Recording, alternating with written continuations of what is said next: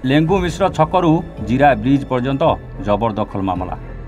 बहु चर्चित लेंगु मिश्र छकरू जीरा ब्रिज जाए रास्ता जबरदखल मामला एवं भिन्न मोड़ ने बसला। जुलाई 2023 रु जबरदखल उच्छेद पर प्रशासन प्रक्रिया आरंभ करथिला बेले जबरदखलकारी माने विभिन्न आड़ देखाई कोर्ट कचेरी रहितादेश आणुछंती। कोर्ट न्यायिक प्रक्रिया रे जबरदखल उच्छेद पर निर्देश देइछंती, मात्र प्रशासन दिन गड़ाई चलुछि और मामला कोर्ट को जाउछि। एहीपरि भावे 3 थर कोर्टरू राय आसिलाणी, पुणी रहितादेश भी सेही कोर्टरू आसुछि। एपरि स्थले जबरदखलकारी माने एक प्रकार आईन खेल खेलुछंती और सरकारी जमी माड़ी बसुछंती। अन्यपटे साधारण लोके प्रतिदिन ट्राफिक समस्यार सम्मुखीन होउछंती। आज समलेश्वरी संघ पक्षरु बरगढ़ समस्त सामाजिक अनुष्ठान, वकिल संघ, जिला प्रेस क्लब, बुद्धिजीवी मानक नहीं एक बैठक आगामी युव संघ डका जाइथिला। जेहेतु बरगढ़वासी भावावेग सहित गोटे मुष्टिमय गोष्ठी सबुबले खेलुचंती और साधारण लोकों स्वार्थ को बाधा देउचंती, तेणुक यार तुरंत समाधान करने सहित जिला प्रशासन और पौर प्रशासन दृढ़ कार्यानुष्ठान ग्रहण करने सर्वसम्मति प्रस्ताव ग्रहण करा जायतिला। कोर्ट कचेरी आड़ देखाई जेहेतु समय गड़ा चली, तेणु यार तुरंत समाधान करी लेंगु मिश्र छकरू जीरा ब्रिज जाए रास्ता जबरदखल उच्छेद तुरंत करने दाबी करा जायतिला। जिला और पौर प्रशासन को ए दिगरे तुरंत पदक्षेप नेबापई दाबी करा जायतिला। बैठक में समलेश्वरी संघर सभापति समीर प्रधान सभापतित्व करथिले। संपादक प्रशांत महापात्र स्वागत भाषण देवा सह जबरदखल उच्छेद जरूरी यह तुरंत करा दरकार बोली कहिथिले। वकिल संघ सभापति भीष्मदेव सराफ, आईनजीवी निधुवन बिहारी प्रसाद पंडा, शिरीष बल्लभ मिश्र, योगेश प्रधान, अनूप शतपथी, बालाजी विभुरंजन तारासिया, प्रीतम सिंह, अक्रूर मल्लिक, बीरेन प्रधान, भवानी साहू प्रमुख वक्तव्य रखिथिले। एवं से अनुसार आज बरगढ़ समस्त जनसाधारण समस्त संगठन को आज से डाकिछन सभा करवार लगी। आप जानी दीर्घ 2 वर्ष है लेंगु मिश्र छकरू बरगढ़ ओल्ड जीरा ब्रिज पर्यंत रास्ता जो प्रशस्तीकरण लगी जो आंदोलन चली तार बाबद आज आलोचना करवार लगी डाकिछन। एवं आज बहुत खुशी कथा जे इटा के सम्मान जन बहुत बरगढ़ बहुत सचेतन नागरिक एवं संगठन गुड़ाक आसन से परिप्रेक्षी में बरगढ़ बार एसोसिएशन के भी डाकी आम से परिप्रेक्षी आसलु और से अंश ग्रहण करूँ। आप जानी दीर्घ 2 वर्ष है लेंगु छकरू जीरा ब्रिज पर्यंत प्रशस्तीकरण लगी बरगढ़ बार एसोसिएशन समर्थन जन आसी विभिन्न समय दायीपत्र उपस्थापन कर माननीय कलेक्टर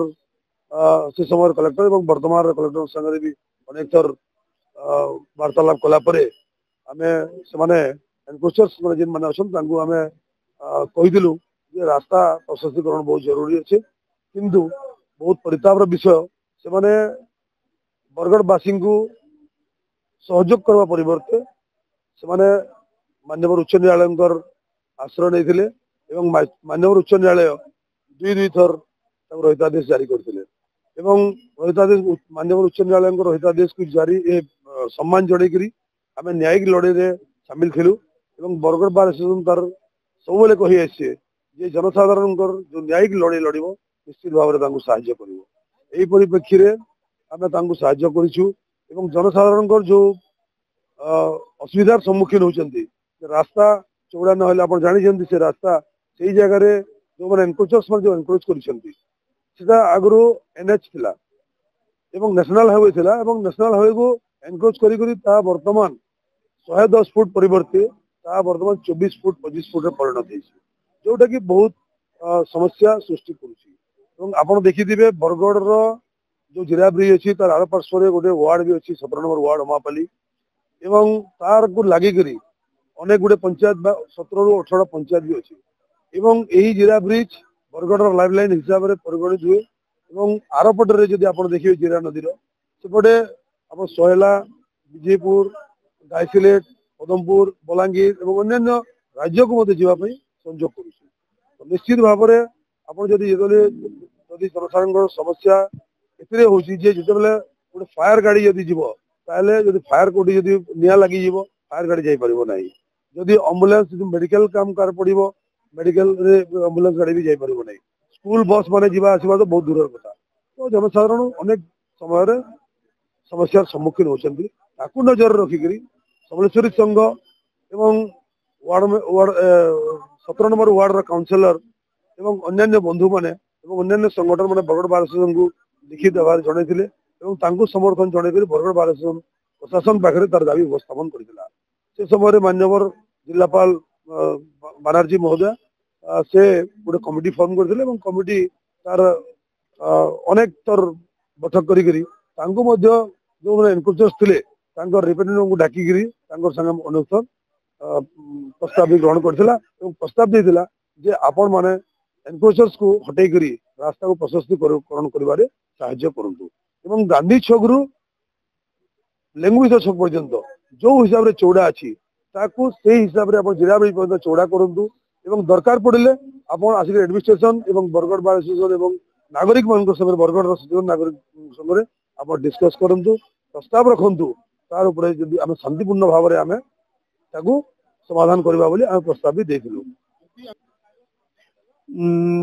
एटा हमर बहुत चर्चित माने मिश्र 6 गुण जिला ब्रिज है जो माने जबरदखलकारी माने जबरदखल करी जन से ऊपर कौन से कार्यक्रम ना हबार माने 2023 रु माने या ऊपर आमे आंदोलन करदलु वर्तमान पर्याय क्रमे से माने अर्थ बल रे माने न्याय प्रक्रिया को बिक्री माने किनवा पे माने प्रचेष्टा करजनी एवं समय क्रमे से समय प्रशासक भी या ऊपर विशेष कार्यक्रम करू नथिले सेति में आमे आज माने मीटिंग आज माने डका हिदला किंतु वर्तमान जो नुआ